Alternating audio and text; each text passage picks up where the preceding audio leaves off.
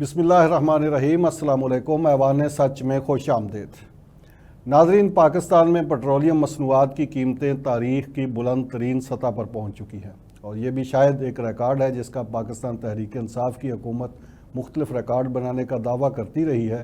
یہ بھی شاید ایک ریکارڈ ہے کہ آج سے پہلے پاکستان میں پیٹرولیم مصنوعات اس قدر مہنگی نہیں ہوئی تھی۔ پیٹرولیم مصنوعات کے ساتھ ساتھ بجلی کے نرخ بھی آسمان کو باتیں کر رہے ہیں، گیس بھی مہنگی ہے، دالیں، گوشت، سبزی، گھی اور چینی اب یہ لگتا ہے صرف امراء کی پہنچ میں ہی ہوگی۔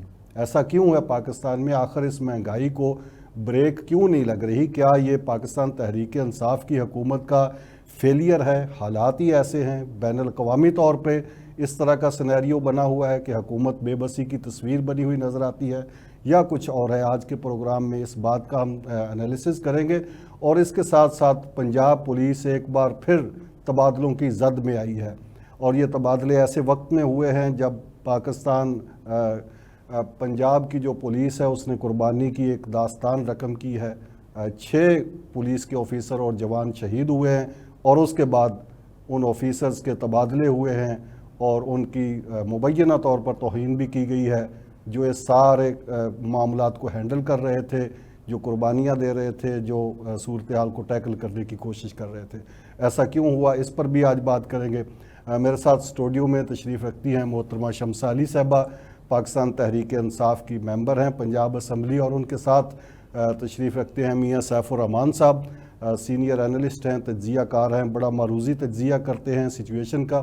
گفتگو کا آغاز شمسہ علی صاحبہ سے کرتے ہیں۔ میڈم، کیا آپ گھر کا سامان خود ہی خریدتی ہوں گی، یہ کچن وغیرہ، یا شاید آپ کو اللہ نے اتنے وسائل دیے ہوں کہ یہ کوئی فیل ہوتی ہے مہنگائی، یا پاکستان بقول خان صاحب کے سستا ترین ملک ہے ابھی بھی؟ دیکھیں، بات یہ ہے کہ ہم بھی مڈل کلاس لوگ ہیں، اور بالکل روز کا جو سودا سلف آتا ہے وہ بھی دیکھتے ہیں، سب کچھ ہم دیکھ رہے ہیں۔ کبھی زندگی میں آپ نے چینی 150 روپے کلو سنی؟ بات یہ ہے کہ تھوڑی سی میں آپ کو بات بتا دوں کہ چینی جو ہے نا وہ مشرف صاحب کے، اب آپ بات کر رہے ہیں نا اب آج، اچھا یہ ان وے میں سمجھتی ہوں بڑی اچھی بات ہے کہ اب ماشاءاللہ انفارمیشن ٹیکنالوجی اتنی بڑھ گئی ہے کہ صبح کی قیمت، شام کی قیمت، ہر وقت ہر چیز آپ کو ہر وقت نظر آتی ہے۔ پہلے یہ بات اتنی نہیں تھی، لیکن لوگوں کو پھر بھی وہ ان کو معلوم ہوتا تھا یا اخباروں سے پتہ چلتا تھا۔ مشرف صاحب کے زمانے میں چینی تھی 27 روپے کلو، ٹھیک ہے جی۔ نواز شریف صاحب جب آئے تو وہ بن گئی 62 روپے کلو۔ تو اس وقت کوئی کرونا تو نہیں تھا، ساری دنیا میں اس وقت جس طرح اس وقت چینی کرونا کی وجہ سے مہنگی ہوئی ہے آپ کے خیال؟ ہر چیز میں آپ کو یہ بتا رہی ہوں کہ ہر چیز جو ہے دنیا میں، کیونکہ دیکھیں نا سب وہ ہوتا ہے کہ جو سپلائی چین ہوتی ہیں، پھر آپ کی جو آگے آپ نے ایکسپورٹ کرنی، امپورٹ کرنی، ہر چیز ویسے پرائم منسٹر تو کہتے ہیں کہ یہ مافیاز کی وجہ سے مہنگی ہوئی ہے چینی، اور مافیاز کے خلاف انہوں نے ایکشن بھی لیا، اور اس کے بعد پھر وہ فائل ٹھپ ہوئی ہے۔ وہ تو کرونا کو ذمہ دار نہیں ٹھہراتے پرائم منسٹر چینی کے معاملے۔ مافیاز کو بھی ہم نے ایکسپوز کیا، اور دیکھیں ان چیزوں کو جب آپ مافیا کو ایکسپوز کرتے ہیں، بڑے بڑے ملکوں میں جو مافیاز ہیں نا ان کا مقابلہ کرنا مشکل ہے، اور ہمارے تو کئی سالوں سے یہ مافیاز چل رہے ہیں، ہم نے پھر بھی اس کو ایکسپوز کیا، سامنے لے کے آئے ہیں، بتایا کہ یہ ہے کیا۔ اس کا عام آدمی کو فائدہ کیا ہوا اس ایکسپوز کرنے کا؟ دیکھیں ٹیکل کرنا جو ہے نا اس کو ٹائم لیتا ہے، اور دوسرا میں آپ کو یہ بتانا چاہتی ہوں کہ یہ کچھ ایسی چیزیں ہیں کہ آپ یا تو یہ بات ہے کہ آپ کہیں چلو جی تو مٹی پا دے، بس ہم تو وہاں سے لے پیسے کٹی سے لیں اور جا کے جی پھینک دے اس میں،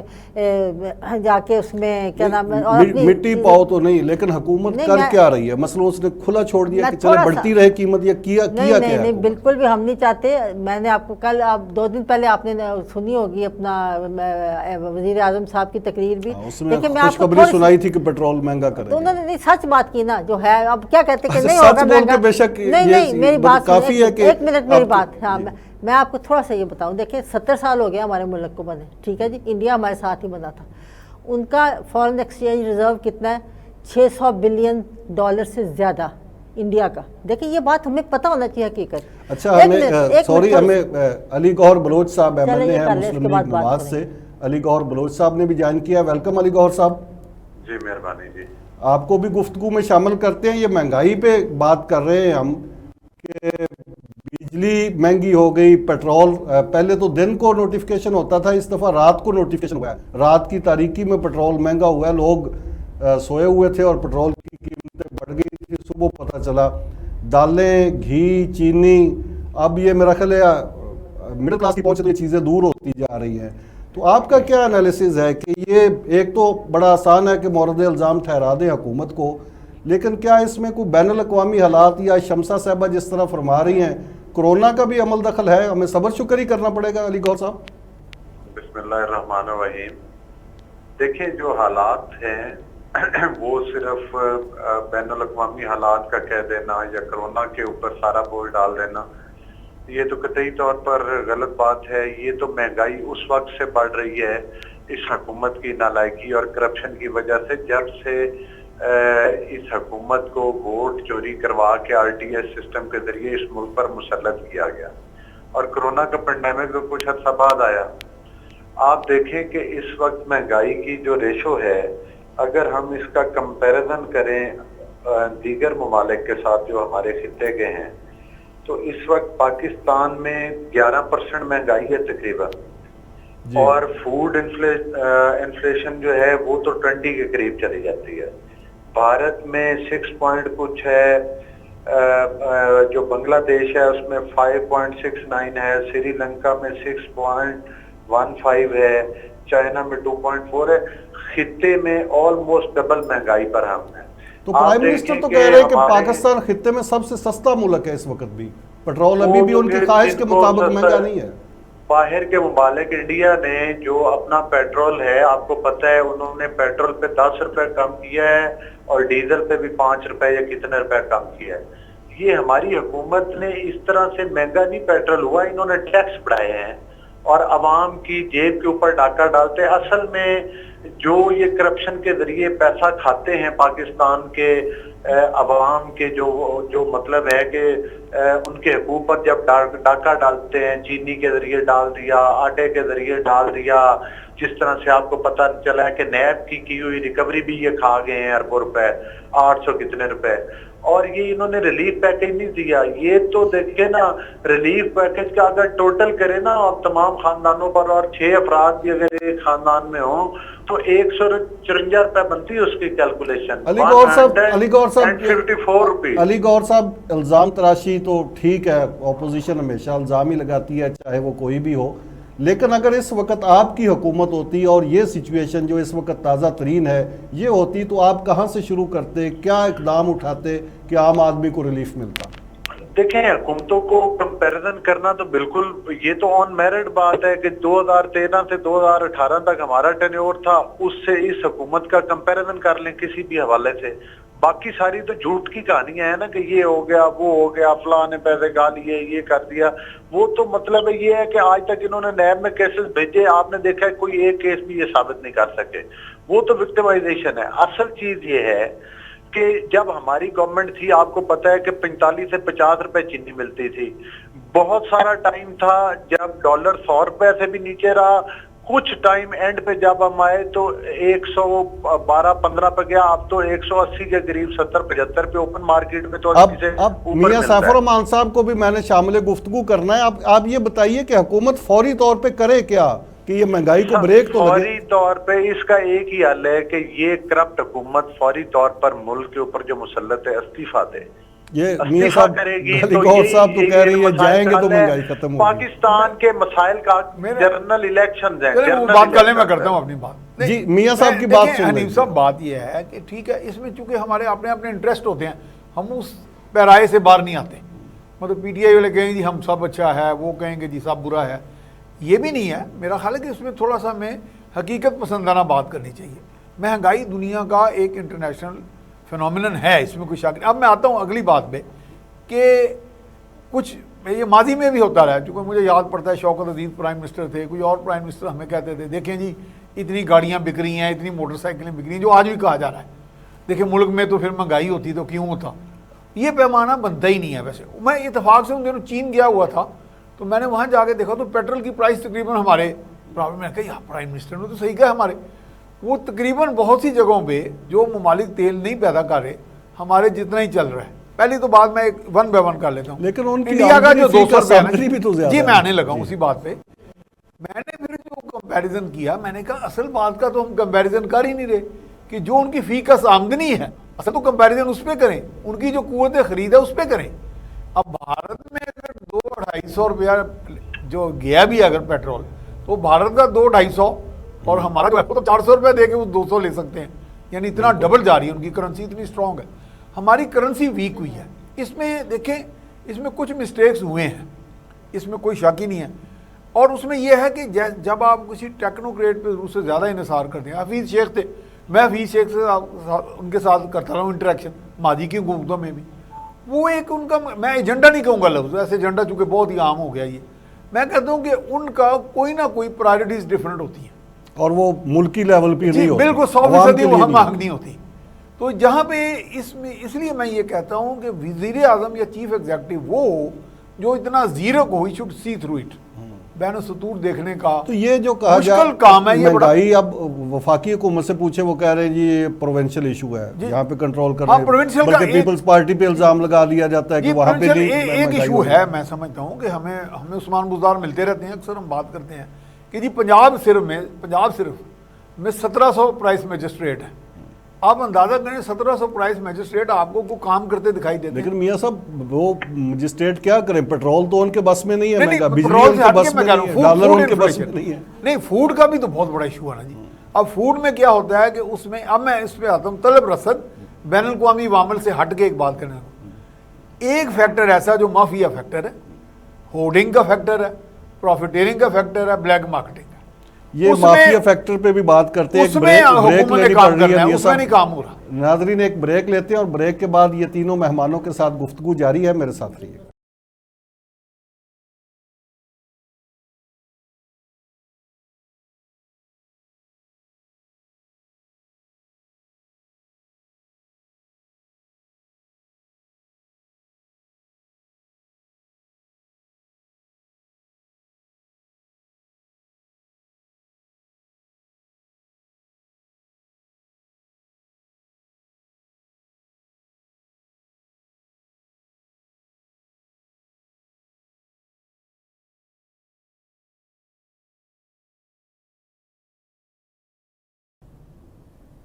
जी नाजरीन, ऐवान सच में एक बार फिर खुश आमदीद। अली गौहर साहब आप मौजूद हैं मेरे साथ? जी मैं मौजूद हूँ जी। अली गौहर साहब, बात हुई है माफियाज की कि प्राइम मिनिस्टर कहते हैं कि मुख्तलिफ माफियाज हैं इस मुल्क में जो महंगाई का सबब बनते हैं, और उनके खिलाफ जब हम एक्शन लेते हैं तो फिर वो हुकूमत को नाकाम करने के लिए अपनी पूरी कुव्वत के साथ मैदान अमल में आ जाते हैं। हुकूमत की इस दलील में कितना वजन है? माफियाज हैं क्या ये वाकई, और ये माफियाज की वजह से महंगाई हो रही है? देखें, पाकिस्तान में या किसी भी मुल्क में माफियाज होते हैं, हुकूमत को ये बातें जेब नहीं देती कि वो अपनी हर चोरी और डाके का जिम्मेदार जो है वो किसी और को के ऊपर डाल दे जिम्मेदारी। देखिए, माफियाज कौन है? माफियाज तो इनके दाएं बाएं बैठे हुए, इसका मतलब है कि अगर इनके दाएं बाएं बैठे हैं तो ये खुद माफिया है। सबसे बड़ा ये नहीं कि हम कोई मुखालफत बराए मुखालफत में बात करते हैं, इमरान न्याजी ने ये साबित किया है कि तमाम माफियाज का सरगना वो खुद है। जब चीनी के ऊपर डाका डाला गया और पाकिस्तान के अरबों रुपए हड़प किए गए, उस सब्सिडी पर फाइन वजीर आजम के अपने हुए थे। जब खुसरो बख्तियार जैसे वज़रा को आपने अपनी काबीना में बिठाया हुआ है, जब आमिर कियानी जैसे लोगों को जिन्होंने अद्वियात के ऊपर अरबों रुपए के कमीशन खाए वो आपकी पार्टी में भी बैठे हुए हैं पार्लियामान में, और दूसरे नंबर के ऊपर आपकी पार्टी के बड़े बड़े ओहदे भी लेकर बैठे हुए हैं। आपके सामने रिंग रोड स्कैंडल में इन्होंने अपने माफियात को बचाया। जहांगीर तरीन को इन्होंने एनआरओ दिया, जब उसने जाहिर है इनका सिक्योरिटी टाइट किया तो इन्होंने जाकर अदालत में बयान दे दिया एफआईए ने कि हमें तो इनकी गिरफ्तारी नहीं चाहिए और ये वो। तो ये तो और बाकी की कसर इन्होंने निकाल दी। ये जो नैब का ऑर्डिनेंस इन्होंने जारी किया, अपने आप को एनआरओ दिया। इमरान खान की बहन के अकाउंट से पैसे अरबों खरबों रुपए निकल आए, तो वो जवाब है कि ये तो एफबीआर का केस है और सिलाई मशीनों के पैसे हैं। मकसद ये है कि अगर आप इतनी बेदर्दी के साथ इस मुल्क को लूटेंगे तो माफिया कौन है? माफिया इस वक्त क्या लगता है आपको कि हुकूमत बिल्कुल इस वक्त, अली गौहर साहब क्या लगता है कि हुकूमत बिल्कुल बेबस हो चुकी है, अब कंट्रोल में नहीं रहा इसके, या हुकूमत कंट्रोल करना नहीं चाह रही? नहीं, हुकूमत बेबस नहीं हो चुकी। बजाते खुद माफिया जो है, माफिया की हुकूमत मुल्क पर मुसल्लत कर दी गई है। अल्फाज का फर्क है, सोचने का फर्क है। अगर एक डाकू को आप हुकूमत दे दें और डाकू की हुकूमत आप देख लें कि इनकी में देख लें, جی میں شمسہ علی صاحب آپ کیا رسپونڈ کریں گی؟ وہ تو کہہ رہے ہیں کہ مافیاز جو ہیں وہ واقعی موجود ہیں لیکن وہ پرائم منسٹر کے دائیں بائیں ہیں اور انہوں نے مثالیں بھی دی، نام لے لے کے دیکھیں بتایا۔ نا جی، جو جن کے نام لیے میں تو کہتی ہوں ضرور ان کے عدالتیں ہیں، جائیں ان کے خلاف کوئی قدم اٹھائے نا۔ ہم تو جب کسی کو یہ کہتے تھے حکومت نے کرنا ہے، نہیں نہیں احتساب نہیں کے ایسا نہیں لیے ہوتا۔ آپ نے خود کہا تھا کہ یہ ہم اپنی مثالیں سیٹ کریں گے۔ بات سنیں، اگر جہانگیر ترین صاحب کو آپ نے خود کہا اور ان کے خلاف کیا احتساب میں آپ کو یہ بتانا چاہ رہی ہوں کہ اگر ہم نے ایکشن پورا نہیں لیا، اگر یہ سمجھتے ہیں تو عدالتیں تو کھلی ہیں، یہ بھی تو جا کے ان کے خلاف اپنی پبلک کے لیے جا سکتے ہیں، کیوں نہیں جاتے؟ سب کے خلاف جائیں بھی شک ضرور جانا چاہیے۔ میں آپ کو تھوڑی سی ایک بات عرض کر رہی تھی، میں بتا آپ کو یہ رہی تھی کہ یہ ہمارے ساتھ ہوا کیا ہوا ہے کہ 70 سال سے ہمارا ملک بنا ہوا ہے۔ انڈیا جو ہے اس کا کتنا فارن ایکسچینج ہے جی؟ 600 ارب روپے کا، ٹھیک ہے جی۔ بنگلہ دیش ابھی ہمارے 50 سال ہوئے اس کو بنے، ہمارے ملک کا حصہ تھا، اس کا ہے 40 بلین، اور ہمیں یہ کیا دے کے گئے تھے؟ 8 بلین۔ یہ بات نہیں میری، پلیز چلے آپ کی یہ بات مان لیں، آپ کی یہ بات مان لیتے ہیں نا کہ وہ آپ کو فارن ریزرو بہت کم دے نہیں، تو ہم کس سر پہ کھڑے ہوں؟ مجھے بتائیں، جو گھر ویسے کنگلا ہوا ہو اس کو کوئی نہ تو اس کے ساتھ بات کرتا ہے۔ 3 سال تک تو لوگوں نے یہ باتیں سن لی نا کہ یہ کھا گئے، یہ چور ہو گئے۔ جیسے یہ انفلیشن کی بات بتا رہے ہیں، جیسے وہ لوگ سنتے ہیں ہماری بھی بات سنیں۔ ہم اس کو کھینچ تان کے فارن ایکسچینج جو ریزرو ہے 20 21 22 تک لے کے گئے ہیں۔ اس کا فائدہ کیا ہوا؟ عام آدمی کو کیا فائدہ؟ اب انڈیا جو ہے اس کے ساتھ کیوں لوگ اس کے آگے زیادہ مائل ہوتے ہیں؟ بنگلہ دیش کو اچھا کہتے ہیں، ان کو پتا ہے کہ ان کے گھر میں کہنے جدے کاردانے ہوتے کملے بھی سیانے۔ تو بات یہ ہے کہ ان کو پتا ہے کہ ان کا کوئی بیس ہے، ان کا ہمارا کیا حالت ہے کہ ہم ایٹمی طاقت ہے اور ہمارا 8 بلین یہ چھوڑ کے گئے تھے۔ یہ تو وہ واویلا ہے نا میڈم جو میں کر رہا ہوں، جو لوگ کر رہے ہیں۔ آپ حکومت ہیں، حکومت بتائے کہ وہ کیا کر رہی ہے۔ میں نے بتایا کہ ہم 8 سے لے کے اس کو 20 21 تک لے کے گئے ہیں۔ اس کا عام آدمی کو کیا فائدہ ہوا؟ یہ جو اعداد و شمار ہے اس سے تو گھی سستا نہیں ہوا، نہ اس سے پیٹرول سستا ہوا، نہ دالیں سستی ہوئی۔ دیکھیں ہمارا تو ملک ویسے اس حالت میں تھا جب یہ ہمیں ملک ملا۔ ایون جو سب سے امیر ملک ہے امریکہ میں، دیکھیں جب ہر جگہ پہ آپ دیکھیں سوشل میڈیا میں آ رہا ہے کہ ہم پیٹرول جو ہے سب سے زیادہ ہائیسٹ، اس وقت سب سے مہنگا پیٹرول آج تک نہیں ہوا۔ اب 50 سال سے انفلیشن اب کیا کریں؟ صبر شکر کر لیں کہ یہ ایسے ہی ہے؟ حنیف صاحب بالکل بھی ایسے نہیں ہے اور ہونا بھی نہیں چاہیے۔ بالکل حکومت کا کام ہے کہ جیسے انہوں نے جیسے بتایا میاں صاحب نے کہ جی یہاں پہ ہمارے میجسٹریٹس ہیں، وہ دیکھیں ہر پروونس اپنے کنٹرول۔ تو یہ تو ہم کہہ رہے ہیں نا، حکومت کیوں نہیں کر رہی؟ کیوں نہیں؟ چلیں یہ فوڈ آئٹمز تو ہماری لوکل آئٹمز ہیں نا۔ دیکھیں نا بالکل اب یہ سبزی مہنگی ہونے کا ڈالر کے ساتھ اتنا تعلق نہیں ہے، بالکل نہیں ہے۔ تو یہ کیوں نہیں پنجاب حکومت کر رہی؟ میں آپ کو یہ بتانے کی کوشش کر رہی ہوں کہ ابھی اس پہ بھی ہم نے جو ہے جتنا کنٹرول کر سکتے ہیں، جیسے آپ نے کہا مافیاز کچھ وہاں پہ بھی ہیں۔ دوسرا یہ ہے کہ اب جیسے انہوں نے یہ وہ ٹارگیٹڈ ایک سبسڈی دینے کی انہوں نے بات کیا وزیر اعظم صاحب نے کہ قریباً 2 کروڑ گھرانے ہوں گے، اس میں تقریباً 13 کروڑ لوگ بن جائیں گے جن کو کہ یہ آٹا اور دال اور گھی جو ہے وہ اس کو 30% کم پہ دیں گے۔ سبسڈی قابل عمل ہے جو پلان کے پاس ہے؟ آپ ساری صورتحال کوشش ہے۔ ماضی میں ایک دفعہ کوئی ایک اسکیم آئی تھی، غالباً ایوب خان کا دور تھا، جس میں راشن کارڈ اسکیم آئی تھی۔ اس وقت وہ باقاعدہ کہہ رہے ہیں احساس راشن پروگرام جو ہے فوڈ آئٹمس میں، اب وہ کس حد تک کامیاب ہوتی ہے؟ کیونکہ اس وقت اس میں ثانیہ نشتر بھی کام کر رہی ہیں، آئی ٹی کا بھی یہ بہت بڑا کام ہے، نادرا اس میں انوالو ہوگی، بالکل ویریفیکیشن کیسے ہوگی۔ میں اس معاشرے میں ایک ایسا طبقہ بھی دیکھ رہا ہوں جو اس کھاتے میں آئے گا ہی نہیں، وہ بھی کروڑوں کی تعداد میں۔ یعنی اس میں اگر آپ یہ دیکھیں نا کہ ہمارے ہاں لوگ چونکہ ایک ملمہ کاری بھی چلتی ہے، وہ کس طرح کاؤنٹر چیک ہوگا، ری ویریفیکیشن کس طرح ہوگی۔ پھر جو سب سے بڑا ایشو ہے نا حنیف صاحب، وہ یہ ہے کہ ایسی سکیمز آتی ہیں، میں مانتا ہوں، لیکن آپ دیکھیں نا یوٹیلیٹی سٹورز کا تجربہ کو زیادہ کامیاب نہیں کیا، سستی روٹی کا ناکام ہوا، وہ ناکام ہوا۔ اب یوٹیلیٹی سٹورز میں اگر کوئی آدمی جا کے سفارش کرا کے چیز لے بھی لے غریب آدمی، اس کو کوالٹی میں کمپرومائز ہو جاتی ہے، کوالٹی بالکل ایسی۔ اور وہ جو لوگ ہیں دیکھیں پرائم منسٹر کو تازیانہ ہاتھ میں پکڑنا پڑے گا، یہ نہیں ہے کہ وہ اتنی آسانی سے، وہ پکڑا تو ہوا ہے لیکن برس عوام، لیکن وہ تازیانہ اور طرف چلا جاتا ہے نا، وہ ٹھیک ہے۔ میں کل بھی ایک پروگرام میں کہہ رہا تھا کہ وہ خاندان جو ماضی کے ہیں وہ دودھ کے دہائے کوئی بھی نہیں ہے، وہ دودھ کا دھولا کوئی نہیں ہے، کرپشن ہوئی ہے، بڑی میسو ہوئی ہے۔ لیکن کیا میں آج اگر میں وزیر اعظم ہوں تو میں کہوں بڑی کرپشن ہوئی ہے، جی اب لوگوں کو، اب بات یہ ہے نا یہ کیپیسٹی بلڈنگ کرنی پڑے گی۔ اداروں میں ایف آئی اے میں بھی کالی بھیڑیں ہیں، اداروں میں بھی ہیں, وہاں پہ پتہ نہیں کیا کیا پیسہ خرچ کر کے کرپٹ لوگ نکل جاتے ہیں. علی گور صاحب, یہ جو پکڑنی پڑے گی. سبسڈی دینے کا پروجیکٹ ہے پرائم منسٹر کا 2 کروڑ خاندانوں کو جو کہا گیا ہے, یہ قابل عمل ہے؟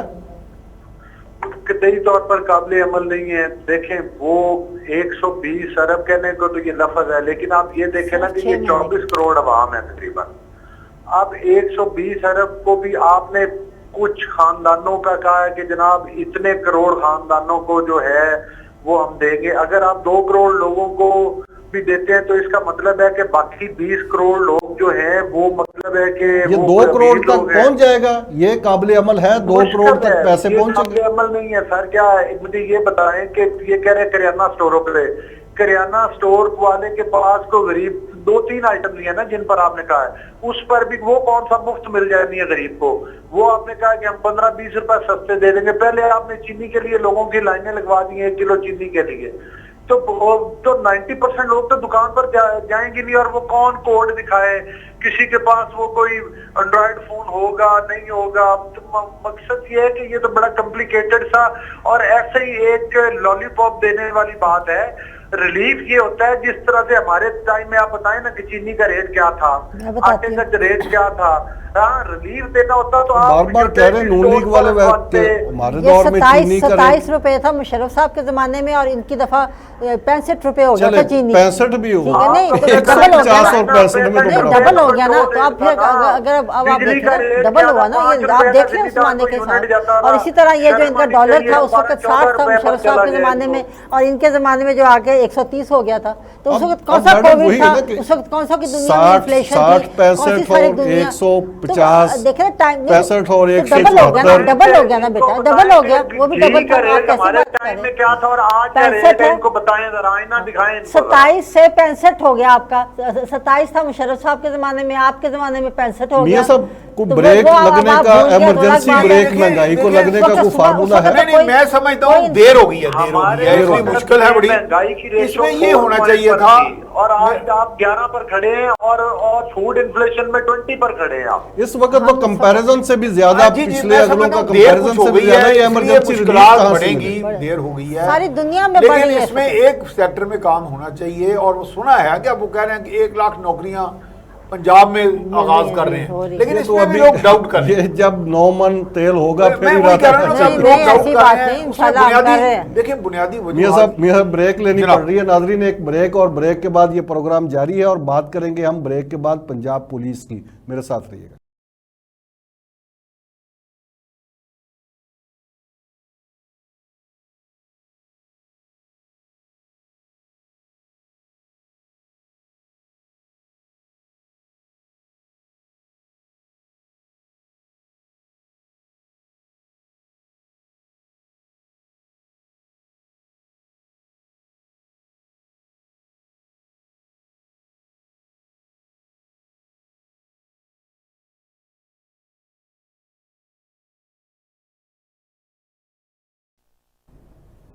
جی ناظرین, ایوان سچ میں ایک بار پھر خوش آمدید. بات کر رہے تھے ہم مہنگائی کی, جس سے پاکستان کے عوام بری طرح اذیت میں مبتلا ہو چکے ہیں. پاکستان تحریک انصاف کے پوائنٹ آف ویو سے تو لگتا ہے یہ سارا کچھ عالمی حالات کا, مافیاز کا اور گزشتہ حکومتوں کا کیا دھرا ہے.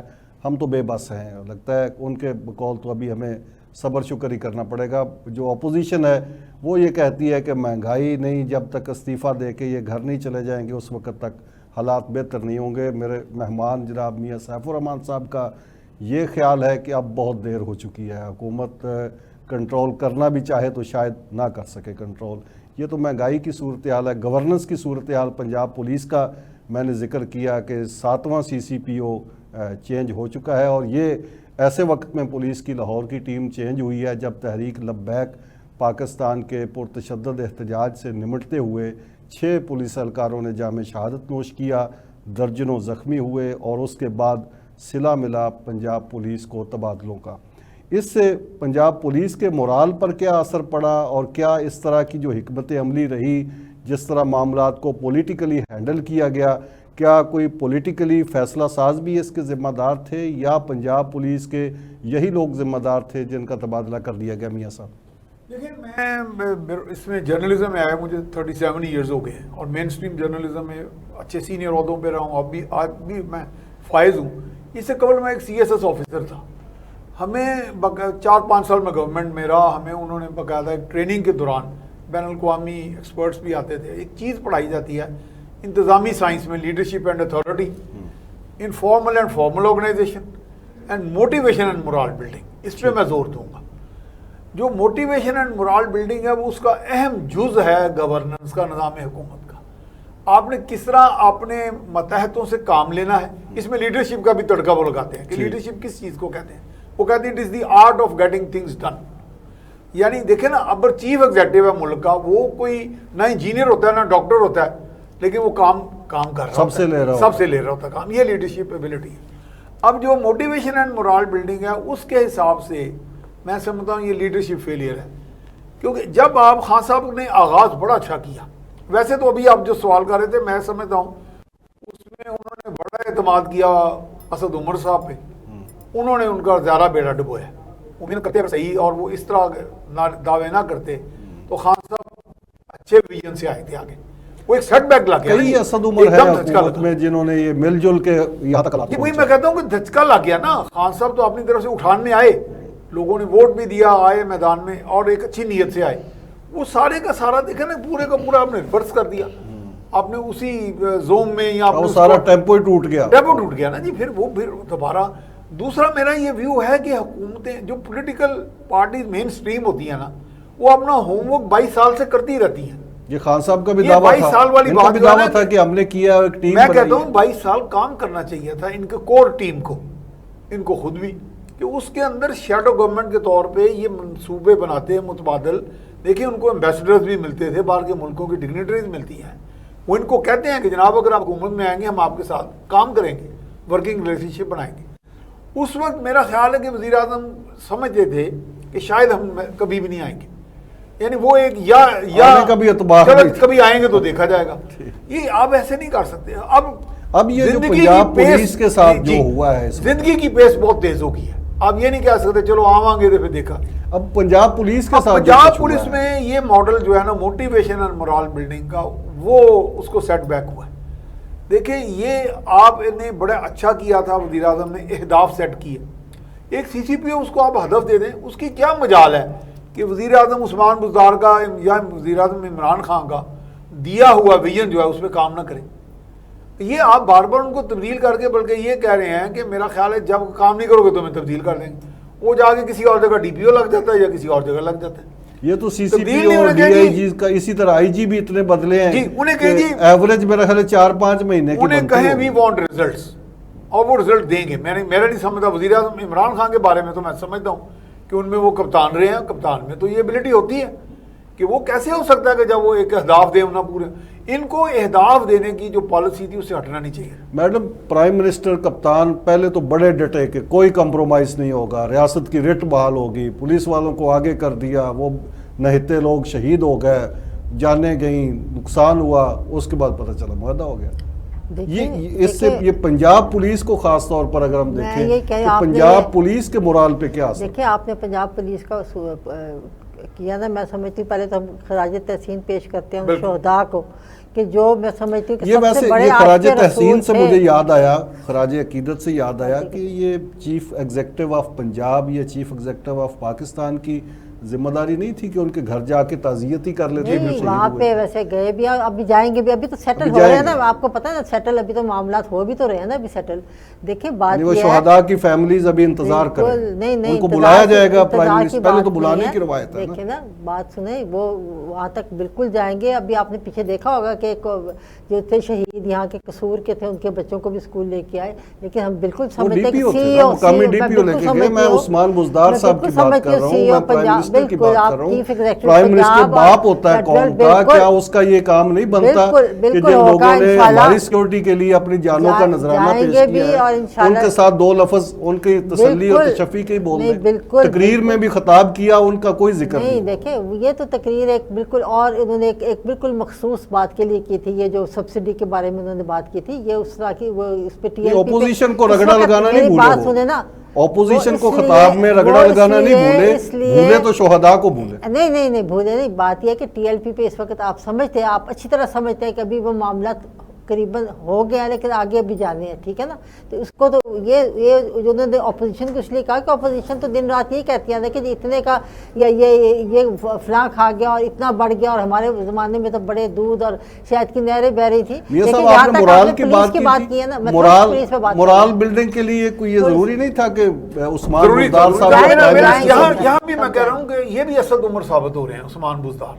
मतलब मैं वज़ीर आज़म से बहुत तवक्कुआत रखता हूँ, उनमें लीडरशिप एबिलिटीज़ हैं, लेकिन यहाँ पे सिलेक्शन कुछ ऐसे लोगों की होगी। मैं उनको बुरा भला नहीं कह रहा, मैं कह रहा हूँ अवाम के तनाज़र में कह रहा हूँ कि अवाम को डिलीवर करने के तनाज़र में ये लोग जो हैं फेलियर रहे हैं। इसमें उस्मान बुज़दार अगर हर काम रिस्पॉन्सिबिलिटी वज़ीर आज़म को दे देंगे तो उनको ऑन दी स्पॉट बिठाया इसलिए गया कि वो यहाँ के सरबराह हैं, पुलिस के सरबराह हैं, इंतज़ामिया के सरबराह हैं, सूबे के सरबराह हैं। ये उनकी रिस्पॉन्सिबिलिटी है, चीज़ों को पहले तो फोर्स ही करें वक्त से पहले, और अगर कुछ हो जाता है बुरा तो उसके सदेबाब के लिए फौरी पहुंचे। मुझे याद पड़ता है इससे बिल्कुल आखिरी लम्हा प्रोग्राम का कोई उम्मीद कब तक रखे, लोग कब तक उम्मीद रखें? हमारी पुलिस क्रिटिसाइज हुई थी, हर बंदा कहता था कि जितने भी ये आप जहाँ उनको बिठा देते थे वो जो मर्जी करे, या छोटू गैंग ये कब बने, देखें अब ये पुलिस पॉलिटिसाइज नहीं है।